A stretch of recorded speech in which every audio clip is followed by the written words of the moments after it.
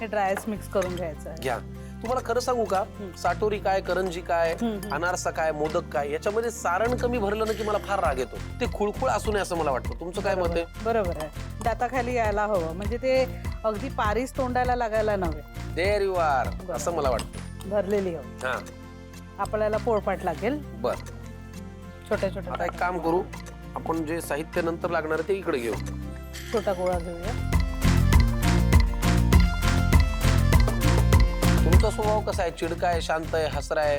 काय माहिती, घरच्यांना माहिती. मग घरचे काय म्हणत असतील ना आता एवढ्या वर्षात काहीतरी, अगं प्रियंका तू फारच किरकिरी बाबा, असं काहीतरी? नाही, किरकिरी नाहीये. हा, ते महत्वाचं. मग कशी आहे? हसरी? हा, हसरी आहे. खरं सांगा, घरातले ऐकताय? हो हो, हसरी, पण राग आला की जात नाही मग. मला काय नवीन नाही हे. अगदी पातळ करून घ्यायची आपल्याला. हो, तुम्ही अगदी इतकी सुंदर पातळ एकसारखी लाटताय. हो हो छान वाटतंय बघायला. तोपर्यंत मी तेल तापत ठेवू का? हो, तेल तापत म्हणजे वेळ नाही वाया जाणार. बरोबर.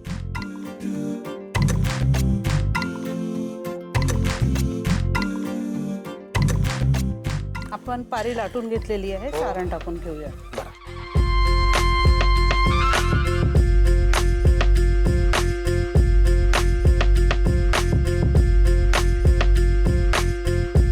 कडेने असं पाणी लावून घ्यायचं आपल्याला.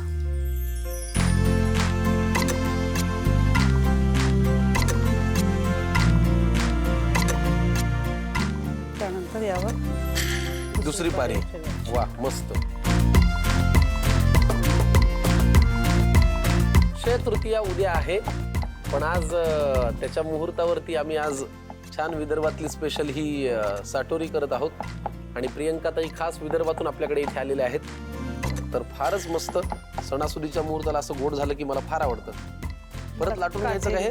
नाही नाही, काटेरी चम्मच हवा आहे. काटेरी चमचा. बरं, अक्षय तृतीया विदर्भात अजून वेगळ्या पद्धतीने साजरी करतात का? हो. काय, मला जरा म्हणजे तेव्हा ते माठाचं पण महत्व आहे. त्या दिवशी माठ घेतात, मडकं घेतात, त्यात पाणी भरून ठेवतात. आणि वाळा प्रकार आहे आमच्याकडे. हो, तो गवतासारखा दिसतो, बरोबर, पण अगदी थंड असतो. तर विदर्भात फार उन्हाळा आहे तेव्हा. वाळ्याचा पडदा सुद्धा आपण लावतो ना घराघराला. हो हो हो. हा. तर तो वाळा म्हणजे पाण्यामध्ये टाकतात आणि त्यात पाणी भरून ठेवतात. आणि त्या माठाला चंदनाचे 5 बोट लावतात, हळद कुंकू वाहतात आणि ते माठ भरून ठेवतात. बर.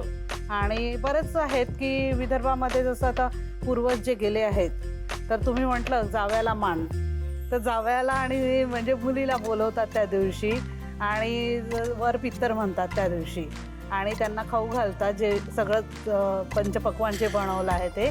आणि अगदी म्हणजे पूर्वज आल्याप्रमाणे त्यांचं स्वागत करतात. त्यांना बाहेर पण देतात, सगळं करतात. त्या दिवशी त्यांचे पाय सुद्धा धुतात आणि अगदी म्हणजे मानपान मिळतो त्या दिवशी.